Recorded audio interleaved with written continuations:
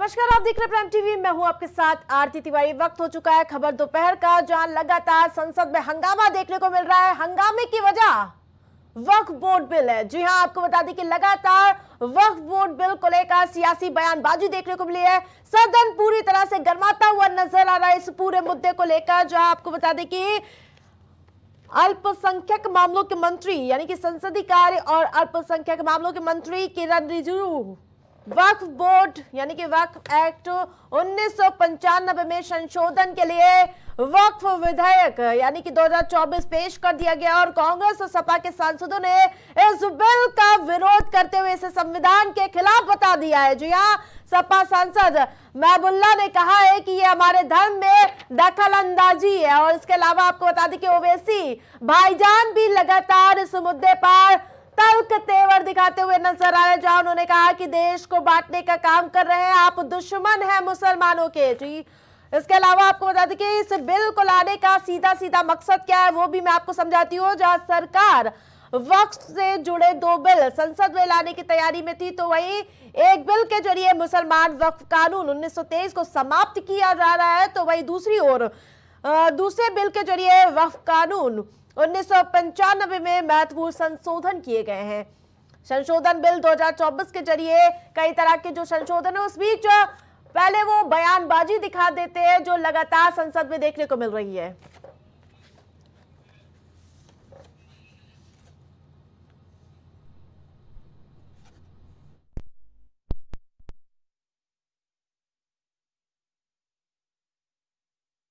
वही पहले मैं अपने मोहम्मद हाजी सलीस का रुख करूंगी। पहले जो लगातार इस मुद्दे पर सियासत देखने को मिली है, आखिरकार दिक्कत कहां पे आ रही इस बिल में?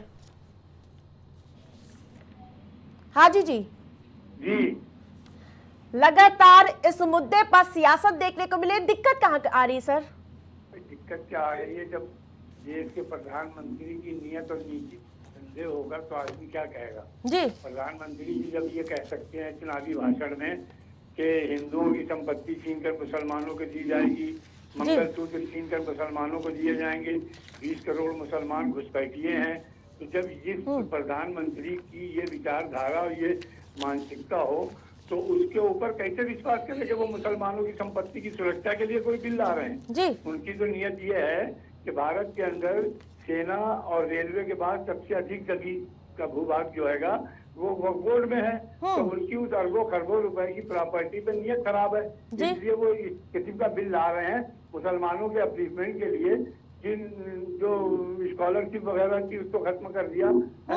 आपके क्या कहते हैं हैदराबाद उर्दू यूनिवर्सिटी जो मौलाना आजाद उर्दू यूनिवर्सिटी थी उसको उसकी मदद बंद कर दी, तो मुसलमानों के इनको सबसे ज्यादा वक्फ प्रॉपर्टी पे इनकी कृपा दृष्टि होने जा रही, या इस वक्फ प्रॉपर्टी के बिल ला करके मुसलमानों की उस प्रॉपर्टी को हथियाने का खेल खेलना। आज ताकत उनके पास है, जो समझ में आए करें, हम हैसियत में नहीं है। सर, भारतीय जनता पार्टी तो सीधे तौर पर कह रही पहले नागरिकता जाने का भ्रम फैला दिया आप लोगों ने, और अब जमीन हड़पने के भ्रम फैलाते हुए नजर आ रहे हैं। देश का प्रधानमंत्री स्वयं कह रहा है कि 20 करोड़ लोग घुसपैठिए आएंगे, ये आपको नहीं सुनाई दे रहा है? ये गोदी मीडिया को नहीं सुनाई दे रहा है कि ये 20 करोड़ लोग घुसपैठिए हैं जिसकी पहले आपको रोकना चाहूंगी, मैं सिर्फ आपका रुख ले रही हूँ। गोदी मीडिया नहीं कह सकते आप। क्यों गोदी मीडिया नहीं कहेंगे? गोदी मीडिया उनका फेवर करता है, उनको प्रमोट करता है, उनके हर गलत काम का पर्दा डालता है।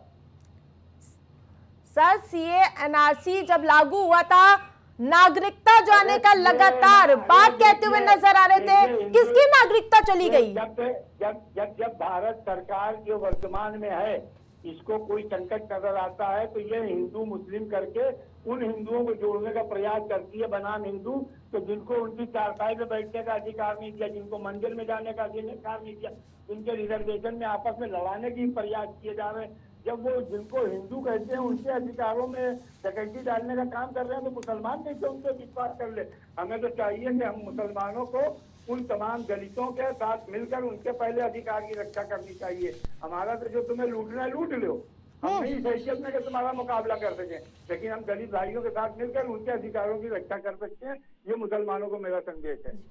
महिलाओं को शामिल करने की बात कही जा रही है, संशोधन बता दीजिए क्या कर दिया जाए? आप बता दीजिए संशोधन क्या कर दिया जाए? आप पहले वो लाओ तो बिल के क्या संशोधन करना चाहते हैं? संशोधन का तो तुमने शगुफा छोड़ दिया। संशोधन क्या करना चाहते हैं इसका तो अभी किसी को इल्म ही नहीं है जी। वो एक वो जो उन्होंने बना रखा है कि अगर किसी प्रॉपर्टी में कोई डिस्प्यूशन होगा तो हम डीएम के अधिकारी, डीएम के द्वारा एक समिति बनेगी जो उसकी जांच करेगी, रिपोर्ट देगी। अगर रिपोर्ट क्या कहते हैं वो बोर्ड के विपरीत आई तो वो प्रॉपर्टी सरकार जब्त कर लेगी। तो ये एक जरिया बनाया जा रहा है उन तमाम वक्त प्रॉपर्टी को जो 8,40,000 एकड़ जमीन है उस पर किस तरह से भारत सरकार कब्जा करके और उसको जो है ब्राह्मणों को दी जाए, मंदिरों को दी जाए, क्योंकि 4200 से ज्यादा मस्जिदों की अगर सभी प्रक्रिया को नियमावली के तहत लाना चाह रहे हैं, अगर सब भ्रष्टाचार को हटाना चाह रहे हैं, गलत क्या है इसमें? भ्रष्टाचार को पहले देश के भ्रष्टाचार को हटाए। जो अडानी अंबानी तो सारी प्रॉपर्टियां बेच रहे हैं, एयरपोर्ट बेच रहे हैं, रेलवे बेच रहे हैं, कोयला के खदाने बेच रहे हैं, दुनिया भर की पेट्रोल का उनको दे रखा है। सारा जो लूट करके भारत का जो पैसा भागेंगे उनसे तो दिलाए। कितने लाख करोड़ रुपए जो है तुमने लुटेरों के जो बैंक के गबन किए हैं वो माफ कर दिए, वो तो वसूल नहीं पा रहे मुसलमानों के साथ। अरे इस देश के साथ तो पहले इंसाफ करो, संविधान को तो लागू करो। अभी जो है तुमने क्या इलेक्ट्रल बॉन्ड के जरिए कितनी लूट बचाई है उसका तो पहले हिसाब दे तो देश को। और प्रॉपर्टी के ऊपर देश में तीसरी सबसे बड़ी संपत्ति आपकी है, कितना गरीबों के लिए काम किया आपने? अरे हमने गरीबों के लिए काम किया नहीं किया, आपने किया देश की सत्ता पे बैठ के। जो अधिकारी बेईमानी करते हैं उनके खिलाफ हमारा काम है जनता के मुद्दों को उठाना। पहली बात आपका काम है जनता के मुद्दों को उठाना या भारतीय जनता पार्टी के अधिकारों की रक्षा करना। ये तो आप जान सकते हैं, ये आप तक जान सकता है, हमें क्या मालूम। हम तो ये देख रहे हैं कि अगर भारतीय जनता पार्टी, सीधा सवाल आपसे ये है कि वक्फ बोर्ड की जितनी भी जमीनें हैं गरीबों के लिए कितना काम किया गया है? अरे वक्फ बोर्ड में जितना भी है वो जो वक्फ करता है, जिसकी अपनी प्रॉपर्टी है, जिसने वक्फ किया है, वक्फ अलल औलाद है कि वक्फ अलल खैर है, तो उसमें उसने लिखा है कि इतना पैसा मस्जिद में दिया जाए, इतना मदरसे में दिया जाए, इतना गरीबों को दिया जाए। आप उसमें क्यों इंटरविन करना चाहते हैं?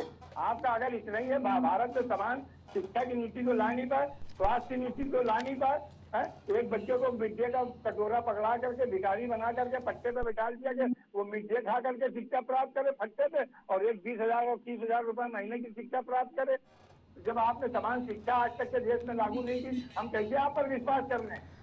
ठीक है, हमारे साथ फरंगी मैली भी जुड़ चुके हैं। सर, अब ये पूरा कानून और ये विधेयक संसद में पास हो चुका है, क्या लगता है फैसला कैसा है? सही है क्या, या फिर अब कुछ संशोधन हो जाना चाहिए?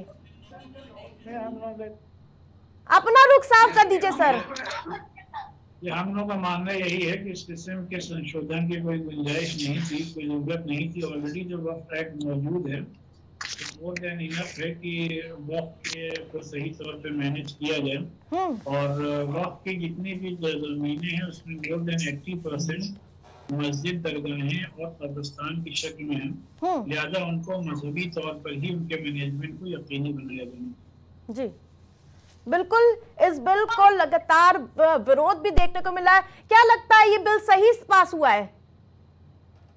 नहीं, हम लोग नहीं समझते हैं कि ये बिल सही पास हुआ है जी। जैसे मैंने अभी अर्ज किया कि इसमें किसी किस्म के जो नए अमेंडमेंट्स लाए गए हैं उनके अमेंडमेंट्स की कोई जरूरत नहीं थी। ऑलरेडी जो कानून मौजूद है उसको सही तौर पर जमीन पर लागू करने की जरूरत है। वक्फ बोर्ड की लगातार भ्रष्टाचार का मामला खुलता हुआ नजर आता है इसमें, तो वहीं गरीबों के लिए कितना काम किया गया इन जमीनों के तहत? 21 डिपार्टमेंट में भ्रष्टाचार नहीं होता है, ये भी हमें बता दिया जाए। तो जिस भी डिपार्टमेंट कह रहे हैं कि वक्फ बोर्ड में भ्रष्टाचार है, मैं ये बात अर्ज कर रहा हूँ कि किस डिपार्टमेंट में भ्रष्टाचार नहीं होता है। तो जिस भी डिपार्टमेंट में भ्रष्टाचार होता है तो वहाँ के कानून को बदल दिया जाए। सर बता दीजिए, अगर भ्रष्टाचार ना होता तो संशोधन की क्या जरूरत थी आखिरकार? मैं आपसे जो सवाल कर रहा हूँ उसका आप जवाब दे नहीं रही। कोई डिपार्टमेंट ऐसा बताइए जिसमें भ्रष्टाचार ना हो रहा हो। इसीलिए तो इसमें संशोधन की प्रक्रिया लाई जा रही है सर। किस किस कानून में संशोधन किए गए हैं, किस किस डिपार्टमेंट के, और मुसलमानों के अलावा जितने भी मजहबी मकामात हैं और उनके जो एक्ट पहले से मौजूद हैं या वो मकामात जो ट्रस्ट के तहत चल रहे हैं, क्या उसमें भी मुसलमानों की नुमाइंदगी रखी जाएगी? हिंदू मुसलमान की बात पहले है नहीं, हर वर्ग की बात करती हुई नजर सरकार आ रही है। इसमें संशोधन में कि 2 इसमें हिंदुओं को रखा जाएगा। अब भाई मस्जिदों का मैनेजमेंट है, कब्रिस्तानों का मैनेजमेंट है, वो एज पर पर्सनल लॉज होगा और यह हक मुसलमानों को मुल्क के आर्टिकल 25 और 26 ने दिया है। इसको कोई कैसे छीन सकता है? कल को ये आवाजें उठेंगी कि जो दूसरे मजहबी मकामात हैं उसमें दूसरे मजहब के सर, इससे पहले भी तो चेंजेस हुए, 1954 में चेंजेस हुए, 1964 में हुए, 1995 में, 2013 में, और एक बार फिर से हो रहा। तो दिक्कत क्या है सर? दिक्कतें मैंने आपको बयान कर दी कि इसमें ओवर राइडिंग पावर जो है वो डिस्ट्रिक्ट मजिस्ट्रेट को दिए गए हैं और इसमें कहीं ना कहीं जो आपका हमारे यहाँ इस्लामिक लॉ में, वक्फ लॉ में जो वक्फ बाय यूजर है, यानी जो वो वक्फ बिल इस्तेमाल है, उसको भी कहीं ना कहीं खत्म करने की एक कोशिश की जा रही है। और इसमें बहुत प्राइम लोकेशंस पे जो जमीनें हैं कहीं ना कहीं वो भी टारगेट पे हैं। तो लिहाजा इसीलिए कहा जा रहा है कि जो पहले से कानून बना है वो मोर देन इनफ है इन तमाम मामलात को हल करने के लिए। शुक्रिया। सीए एनआरसी पर भी इससे पहले भ्रम फैलाया गया कि नागरिकता चली गई। किसकी नागरिकता चली गई? और अब हड़पने की बात कही जा रही है।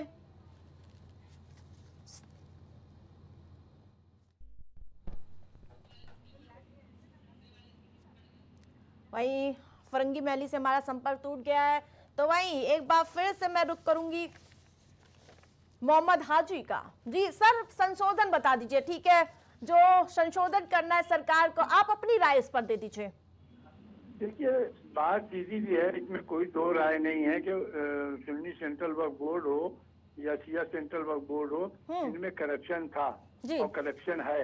इनके अधिकारी जो हैं, जो मुतवल्ली नियुक्त करते हैं, उनकी सांठ-गांठ करके बड़ी प्रॉपर्टियों को उनमें खुर्द-बुर्द भी करते हैं, जिसके लिए लखनऊ में शिया कम्युनिटी ने, कल्बे जब्बार साहब ने देखिए कि मूवमेंट चलाया था आजम खां के ज़माने में, और जिस पर उलमा पे लाठी चलाई गई थी। और फिर हम लोग गए थे, क्या कहते हैं, दिल्ली में मुलायम सिंह की बात की थी।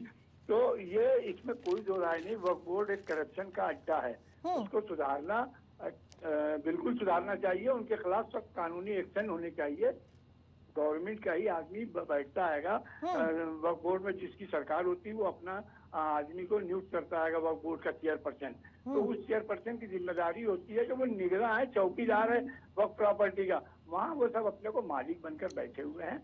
लेकिन सरकार की नीयत और नीति पर इसलिए शंका होती है मुसलमानों को कि देखिए, बाबरी मस्जिद की जगह पर सुप्रीम कोर्ट ने ये एक्सेप्ट किया कि यहाँ कोई मंदिर नहीं था, लेकिन उसके बाद क्या किया गया कि उसको जो है मंदिर ट्रस्ट को, रामलला को दे करके, और वहाँ से दूसरी जगह शिफ्ट कर दी गई प्रॉपर्टी। तो ये जो है ये सरकार की, क्योंकि आरएसएस के एजेंडे में है, 4200 मस्जिदें जो हैं उनके टारगेट पे हैं कि ये तो मंदिर तोड़ के बनाए गए, तो उनसे जुड़ी हुई संपत्तियों को विवादित करके, और सरकार की नीयत में शक है कि वो ऐसा कर सकती है, इसलिए है। बाकी क्योंकि आज ताकत तुम्हारे हाथ में है, सत्ता तुम्हारे हाथ में है, जिसको जैसा चाहो न चाहो, हमारे हाथ में सत्ता नहीं है, हम सब्र कर सकते हैं। आप जब्र कर सकते हो, आप जब्र करो। मोहम्मद हाजी जी, एक क्वेश्चन मेरा आपसे, तो वही जो ट्रिब्यूनल का गठन किया गया, उसमें कौन कौन लोग आते हैं? भाई, ट्रिब्यूनल में पहले भी 2 महिलाएं थी, और क्या कहते हैं लोग उसमें थी, वक्फ बोर्ड की जो ट्रिब्यूनल बना था उसमें। तो आज ये महिलाओं को कौन कह रहा कि नहीं रखा जाए? जब महिला समाज का आधा विंग है तो उसको भी प्रतिनिधित्व करने का हक है, क्योंकि बहुत सी प्रॉपर्टी है जिसमें महिलाओं की भी वक्फ है, महिलाओं ने वक्फ किया तो उनको भी हक पहुंचता है। मैं इसका विरोधी नहीं हूँ, लेकिन सरकार का जो तरीका कार है, कम से कम उसको पहले स्पष्ट करना चाहिए था, उसको पहले लाना चाहिए था। मुस्लिम दानिश्वरों से अगर वाकई सुधार की प्रक्रिया करना चाहते थे तो मुस्लिम दानिश्वरों से उसमें मशवरा करना चाहिए था, भाई वक्त में हम क्या करें कि जिससे करप्शन खत्म हो जाए। हम भी अपने सजेशन देते, सरकार ने ऐसा तो कुछ किया नहीं, तो इसलिए जाहिर सी बात है। सर, एक चीज ट्रेंड बनता जा रहा है, हर चीज का पहले विरोध कर दो, बातचीत तो करके हल निकला जा सकता है ना। नहीं तो बातचीत सरकार करे ना, बुलाए मीटिंग, मुस्लिम उलमा दानी। लोकतंत्र में सबकी बात कहने का हक है ना सर? है? लोकतंत्र में सबको अपनी बात कहने का हक है। सबको अपनी बात कहने का उसमें हक पाता है जो क्या कहते हैं राष्ट्रीय मुद्दा। ये तो हमारी पर्सनल प्रॉपर्टी है जो हमने खरीदी, हमने वक़्फ कर दी है। इसमें अगर कुछ करना चाहते हो, सुधार की प्रक्रिया लाना चाहते हो तो हमसे पूछो। और जैसे भारत के संविधान में आर्टिकल 25 में मुसलमानों की मजहबी आजादी का वर्णन किया गया। अब अगर उसमें कोई आप सुधार करना चाहते हो, मैं था हिंदुस्तान में वो व्यक्ति जिसने सबसे पहले 3 तलाक का विरोध किया था, मैंने बाकायदा पर्सनल बोर्ड पर लिखा था। अगर उन्होंने मेरी बात उस वक्त मान ली होती तो ये जलालत न देखनी पड़ती मुसलमानों को। तो सुधार तो अच्छी चीज है, लेकिन जिस समाज के लिए सुधार करना चाहते हो उस समाज को कॉन्फिडेंस लेकर सुधार करो। अगर तुम्हारी पहले वक्त ट्रिब्यूनल कोर्ट में इस मुद्दे की सिर्फ सुनवाई होती थी, अब सभी कोर्ट में होगी। दिक्कत क्या है, हर्ज क्या है इस पर? वो यही तो है दिक्कत कि वहाँ वो बैठे हुए जो जिस तरह से सुप्रीम कोर्ट के जजों ने बाबरी मस्जिद के सारे साक्ष्य एक्सेप्ट करते हुए उसको मंदिर को दे दिया और उसके बाद शराब पीकर 5 सितारा होटल में जश्न मनाया और फिर उनको मेंबर ऑफ पार्लियामेंट बनाया गया। ये है हमारी न्याय व्यवस्था जो हम कैसे विश्वास करें? न्याय व्यवस्था पर अब आप सवाल निशान उठाएंगे? सवाल सीधा है कि नहीं? वो तो खुद लिखा कि हाँ यहाँ पर कोई मंदिर नहीं था, कोई यहाँ पर मंदिर तोड़कर मस्जिद नहीं बनाई गई है। उसके बाद उन्होंने वो क्या फैसला दिया? ये न्याय उचित फैसला था।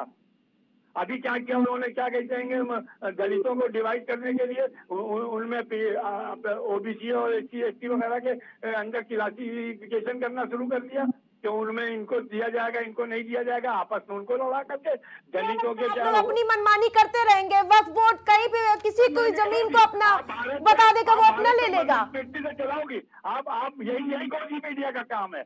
आप भारत को आवाज को दबाई जाती है, ऐसी तीसरा सबसे बड़ी संपत्ति आपकी हो जाती है। वक्फ बोर्ड की देश की सबसे बड़ी संपत्ति तीसरे नंबर पर है, ऐसी हो जा रही है। भ्रष्टाचार नहीं हुआ तो क्या? हमारे बुजुर्गों की खरीदी हुई है, हमने वक्फ की है, उसमें आपके पेट में क्यों मरोड़ हो रही है? बिल्कुल, बहुत बहुत शुक्रिया हमसे जुड़ने के लिए।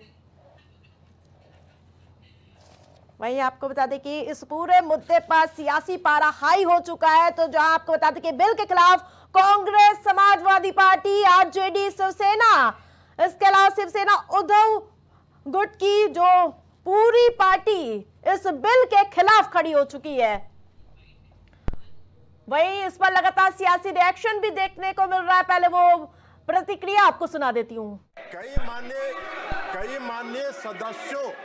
कई माननीय सदस्यों की बात सुनने से ऐसा लग रहा है जैसे यह जो संशोधन लाया गया वक्फ बोर्ड के कानून में यह मुसलमान विरोधी है। कहां से ये मुसलमान विरोधी है?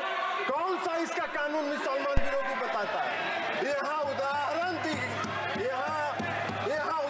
दिया जा रहा है कि अयोध्या की मंदिर, गुरुवायु, अरे मंदिर और संस्था में अगर अंतर आपको नहीं समझ में आ रहा है तो आप कौन सा तर्क खोज रहे हैं? That we did not find about this bill from the parliament. We found out about this bill from the media. So is this the new way of this government working? कि पहले मीडिया को बताएंगे फिर parliament होगा? तो हम पढ़ के पार्लियामेंट पहले मीडिया में बताएंगे पहले? How? What is this new work of starting, sir? So you are insulting the parliament as a system and a democracy which we are also proud of. So our parliament has been undermined here. So you think we have no problem if you are leaking things to media, but don't do selectively. Media के पास कैसे पहुंचा? ये bill नियम तहत Lok Sabha secretariat में upload होने के बाद, मेरा पत्र जाने के बाद, फिर अपलोड हुआ, फिर कॉपी सर्कुलेट हुआ, उसके बाद किसी भी तरीके से पब्लिक डोमेन में आने के बाद इस लिंक का कोई सवाल। वही इस पूरे मुद्दे पर सियासी पारा अपने चरम पर नजर आ रहा। तो वही ये पहली ऐसी बात नहीं है जब इस बिल पर संशोधन किया गया हो। 1954 में जब नेहरू सरकार थी तब इस बिल को पास किया गया था। तो उसके बाद 1964 में सेंट्रल वक्फ काउंसिल का गठन किया गया और इसके बाद 1995 में वक्फ एक्ट में संशोधन किया गया था। जी हाँ, 1995 में भी इस बिल पर संशोधन किया गया था। उसके बाद जब मनमोहन सिंह की सरकार बनी थी 2013 में, इस पर उनकी शक्तियां बढ़ा दी गई थी और अब एक बार फिर से 2024 का आज का वो दिन है जब इस बिल पर संशोधन कर रही है मोदी सरकार। तो इसको लेकर लगातार सियासी गतिविधियां बढ़ती हुई नजर आ रही है। वही सीधे तौर पर मैं आपको बताना चाह रही हूं कि बिल लाने का आखिरकार मोदी सरकार का मकसद क्या है। सरकार वक्फ से जुड़े 2 बिल संसद में लाई है। तो वही एक बिल के जरिए मुसलमान वक्फ कानून 1923 को समाप्त किया गया और तो वही 1995 में संशोधन किया गया। और ज्यादा अपडेट के साथ राजेश हमारे साथ जुड़ चुके। राजेश, लगातार इस मुद्दे पर सियासत देखने को मिल रही है, हमारे दर्शकों को आप समझा दीजिए कि इस बिल में आखिरकार संशोधन क्या हुआ है। देखिए, अगर बात करें वक्फ बोर्ड की, कहीं कहीं देखा जाए तो सरकार जो है वक्फ बोर्ड बिल पर संशोधन कर रही है। आपको बता दें कि ये बिल 1995 का बना हुआ था, लेकिन इसके अंतर्गत अगर देखी जाए तो वक्फ बोर्ड इस समय जो है अगर देखा जाए तो पूरे देश में तीसरे नंबर पर है, उसके पास इतनी संपत्ति हो गई है। जाहिर सी बात है कि इसी पे संशोधन करने के लिए राज्यसभा में बिल पेश हुआ था, वहां से अब जो है बिल को पार्लियामेंट में वहां पर भेजा गया था, जहां पे वहां पे संशोधन होना था। उसके बाद आपको बता दें किरण रिजिजू जो है वहां पे बिल संशोधन में शामिल है। उसके अलावा आपको बता दें जिस तरीके से वक्फ बोर्ड बिल संशोधन पर जिस तरीके से सियासत हो रही कहीं कहीं देखी जाए तो इस पर समाजवादी पार्टी की बात करें या कांग्रेस की बात करें, लगातार इस पर हमलावर नजर आ रहे हैं वक्फ बोर्ड बिल पर, क्योंकि इसके अलावा जो मुस्लिम समुदाय राजेश, इस बिल के समर्थन में कितनी पार्टियां और जबकि इसका विरोध कितनी पार्टियां करती हुई नजर आ रही हैं?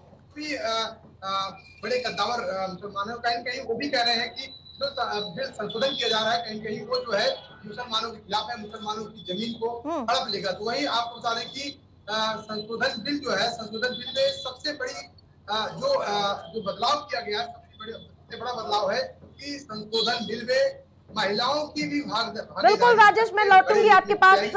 तो वही आपको बता दें कि लगातार इस मुद्दे पर सियासी बयानबाजी देखने को मिली। ओवैसी भाईजान तो पूरे गुस्से में नजर आ रहे इस मुद्दे पर।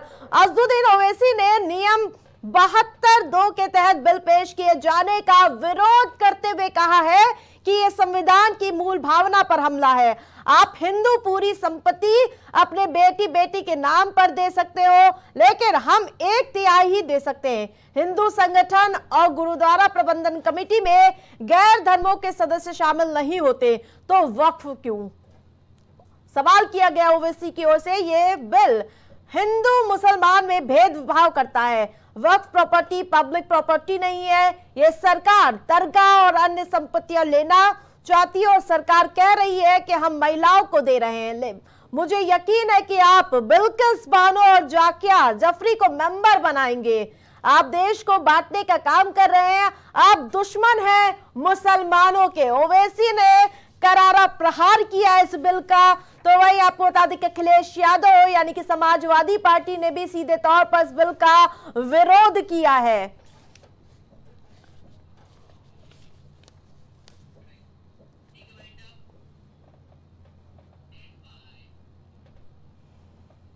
खबर दोपहर में फिलहाल मेरे साथ इतना ही। देखते रहिए प्राइम टीवी।